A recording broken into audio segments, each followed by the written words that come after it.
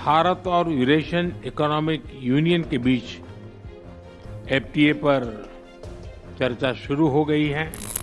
रूसी राष्ट्रपति Vladimir Putin और प्रधानमंत्री नरेंद्र मोदी के बीच बेहद अहम बैठक हुई है। दोनों देशों के बीच हुई 23वीं शिखर बैठक के बाद दोनों नेताओं ने साझा बयान जारी किया है। इस बैठक और समझौतों से ये साफ हो गया है कि अब भारत और रूस की दोस्ती केवल रक्षा और ऊर्जा तक सीमित नहीं रहकर आर्थिक, सामाजिक, औद्योगिक और नागरिक क्षेत्रों तक इसका विस्तार होगा।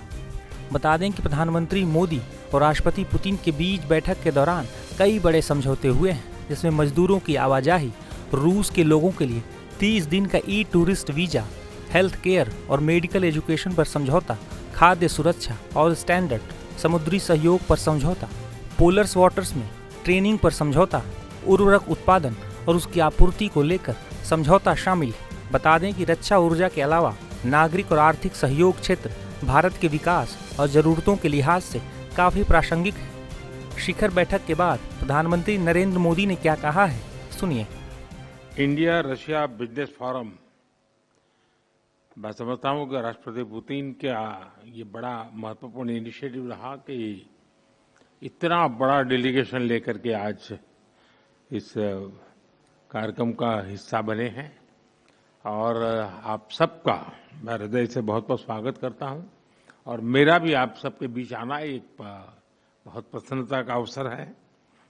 इस फोरम से जुड़ने के लिए और अपने बहुमूल्य विचार साझा करने के लिए मैं मेरे मित्र राष्ट्रपति पुतिन का हृदय से बहुत बहुत आभार व्यक्त करता हूं।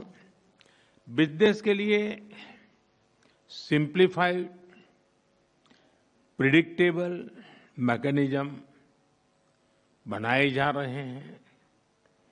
भारत और यूरेशियन इकोनॉमिक यूनियन के बीच एफटीए पर चर्चा शुरू हो गई है और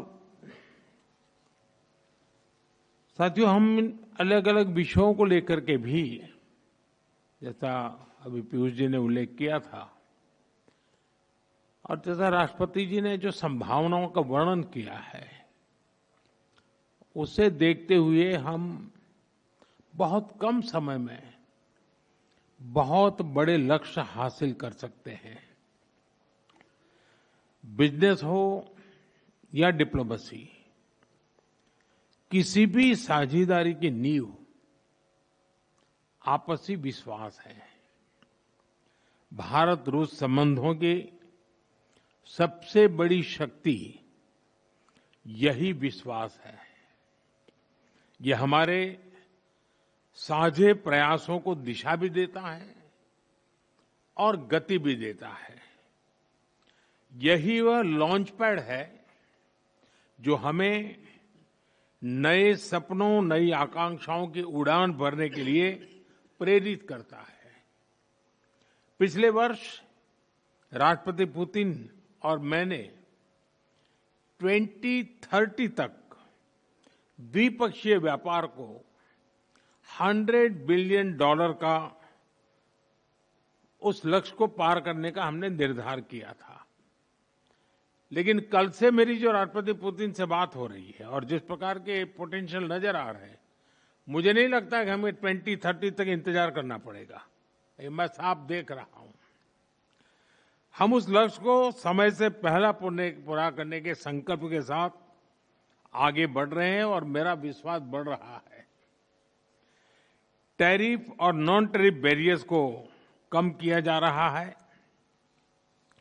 लेकिन साथियों, इन प्रयासों की असली शक्ति आप जैसे बिजनेस लीडर्स हैं।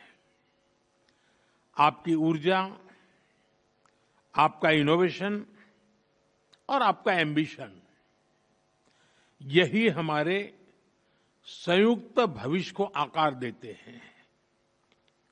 फ्रेंड, पिछले 11 वर्षों में भारत में जिस स्पीड और स्केल के साथ हमने बदलाव किए हैं, वह अभूतपूर्व हैं। रिफॉर्म, परफॉर्म एंड ट्रांसफॉर्म, इस सिद्धांत पर चलते हुए भारत तेजी से विश्व की तीसरी सबसे बड़ी इकोनॉमी बनने की और आगे बढ़ रहा है। और 11 वर्षों की इस रिफॉर्म यात्रा में हम न थके हैं, हम न रुके हैं। हमारे संकल्प पहले से ज्यादा मजबूत हैं और हम लक्ष्य की दिशा में बड़े आत्मविश्वास के साथ बहुत तेज गति से आगे बढ़ रहे हैं। जीएसटी में नेक्स्ट जनरेशन रिफॉर्म और कंप्लायंसेस में कटौती ऐसे कदम उठाए गए हैं ताकि ईज ऑफ डूइंग बिजनेस को बढ़ावा मिले। डिफेंस और स्पेस को प्राइवेट सेक्टर के लिए खोल दिया गया है। इससे इन सेक्टर्स में नए अवसर बने हैं। अब हम सिविल न्यूक्लियर सेक्टर में भी नई संभावनाओं के द्वार खोलने जा रहे हैं। यह केवल एडमिनिस्ट्रेटिव रिफॉर्म नहीं, बल्कि माइंडसेट रिफॉर्म्स हैं। इन रिफॉर्म्स के पीछे एक ही संकल्प है, विकसित भारत। फ्रेंड्स, कल और आज आपके बीच बहुत ही उपयोगी और सार्थक चर्चाएं हुई हैं। मुझे खुशी है कि भारत और रूस के सहयोग के सभी क्षेत्रों का इस बैठक में प्रतिनिधित्व किया गया है। आप सभी के सुझावों और प्रयासों के लिए मैं आपका हार्दिक अभिनंदन करता हूं। मेरी ओर से हमारे सहयोग को आगे बढ़ाने के लिए कुछ विचार आपके सामने मैं रखता हूं। पहला, लॉजिस्टिक्स और कनेक्टिविटी के क्षेत्र में आज की बैठक में राष्ट्रपति पुतिन और मैंने हमारे कनेक्टिविटी के पूरे पोटेंशियल को रियलाइज करने पर बल दिया है। आईएनएसटीसी या तो फिर नॉर्दर्न सी रूट यानी चेन्नई व्लादिवोस्टोक कॉरिडोर, इन पर हम आगे बढ़ने के लिए प्रतिबद्ध हैं। जल्द ही इस दिशा में प्रगति होगी। इससे ट्रांजिट टाइम घटेगा, कॉस्ट कम होगी और बिजनेस के लिए नए मार्केट्स खुलेंगे। डिजिटल टेक्नोलॉजी की ताकत के साथ हम कस्टम्स, लॉजिस्टिक्स और रेगुलेटरी सिस्टम को वर्चुअल ट्रेड कॉरिडोर से जोड़ सकते हैं। इससे कस्टम्स क्लियरेंस तेज होगा, पेपर वर्क घटेगा और कार्गो मूवमेंट अधिक सीमलेस बनेगा। दूसरा, मरीन प्रोडक्ट्स। हाल ही में रूस द्वारा भारत से डेयरी और मरीन प्रोडक्ट्स के निर्यात के लिए भारतीय कंपनियों की लिस्ट में विस्तार किया गया है। इससे भारत के एक्सपोर्टर्स के लिए नए अवसर बने हैं। भारत के high quality marine products, value added sea food, processed food, इसकी बड़ी मात्रा में ग्लोबल डिमांड है। हम cold chain logistics, deep sea fishing और फिशिंग हार्बर्स के मॉडर्नाइजेशन में ज्वाइंट वेंचर और टेक्नोलॉजी पार्टनरशिप बना सकते हैं। इससे रूस की डोमेस्टिक डिमांड भी पूरी होगी और भारतीय उत्पादों को नए मार्केट भी मिलेंगे। तीसरा, ऑटोमोबाइल सेक्टर।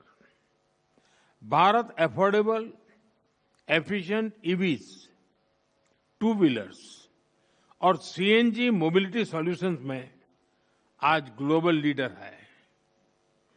रूस एडवांस मटेरियल का बड़ा प्रोड्यूसर है। हम मिलकर ईवी मैन्युफैक्चरिंग, ऑटोमोटिव कंपोनेंट्स और शेयर्ड मोबिलिटी टेक, इसमें साझेदारी कर सकते हैं। इससे हम न केवल अपनी जरूरतों को पूरा कर सकेंगे, बल्कि ग्लोबल साउथ, विशेषकर अफ्रीका के विकास में भी योगदान दे सकते हैं।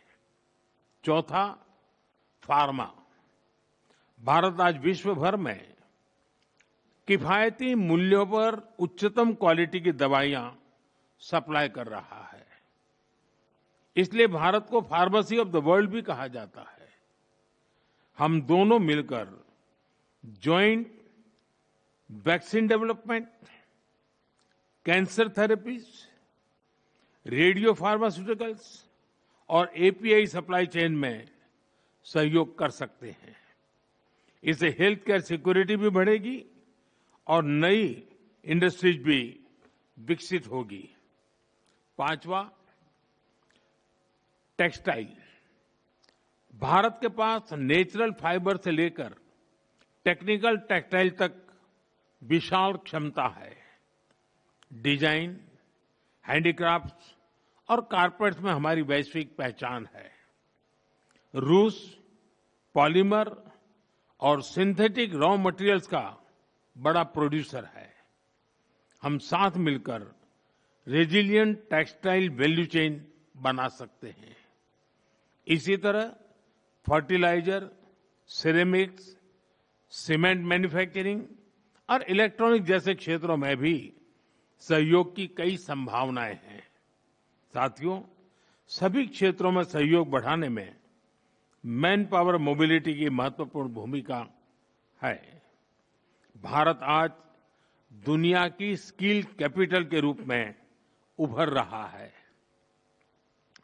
हमारा युवा talent technology, engineering, health care, construction, logistics हर क्षेत्र में ग्लोबल रिक्वायरमेंट्स को पूरा करने की क्षमता रखता है। रूस की डेमोग्राफिक और इकोनॉमिक प्रायोरिटीज को देखते हुए यह साझेदारी दोनों देशों के लिए अत्यंत उपयोगी है। जब हम भारत के टैलेंट को रूसी भाषा और सॉफ्ट स्किल में ट्रेनिंग देंगे तो हम मिलकर एक ऐसी रशिया रेडी वर्कफोर्स तैयार कर सकते हैं जो दोनों देशों की शेयर्ड प्रॉस्पेरिटी को गति देगी।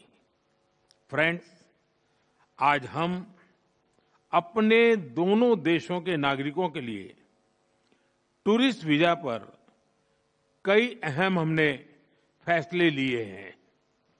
इससे दोनों देशों के बीच टूरिज्म को बढ़ावा मिलेगा, टूर ऑपरेटर्स के लिए नए बिजनेस अपॉर्चुनिटीज बनेगी और रोजगार के नए अवसर खुलेंगे। फ्रेंड्स, आज भारत और रूस को इनोवेशन, को प्रोडक्शन और को क्रिएशन की नई यात्रा पर साथ चल रहे हैं। हमारा लक्ष्य आपसी व्यापार बढ़ाने तक सीमित नहीं है। हम पूरी मानवता की भलाई सुनिश्चित करना चाहते हैं। इसके लिए ग्लोबल चैलेंज का स्थायी समाधान तैयार करना है। भारत इस यात्रा में रूस के साथ कंधे से कंधा मिलाकर चलने के लिए पूरी तरह से तैयार है। मैं आप सबसे कहना चाहता हूं, कम make in India, partner with India and together let us make for the world. इन्हीं शब्दों के साथ मैं राष्ट्रपति पुतिन और आप सभी का आभार व्यक्त करता हूं। बहुत बहुत धन्यवाद। बता दें कि रूस के राष्ट्रपति पुतिन ने अगले साल मॉस्को में होने वाली भारत रूस शिखर सम्मेलन के लिए प्रधानमंत्री नरेंद्र मोदी को न्योता भी दिया है।